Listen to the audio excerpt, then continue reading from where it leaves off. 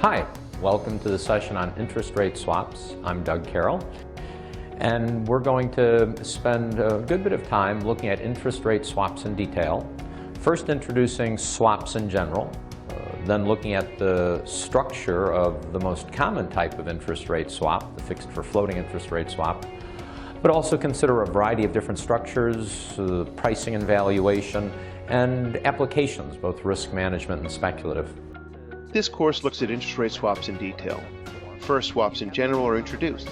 Then we will begin looking at the swap structures of the most common types, the fixed and floating rate swap. We will also consider a variety of different structures, pricing and valuation, and applications, both in risk management and speculation. This course contains 20 lectures within 5 sections.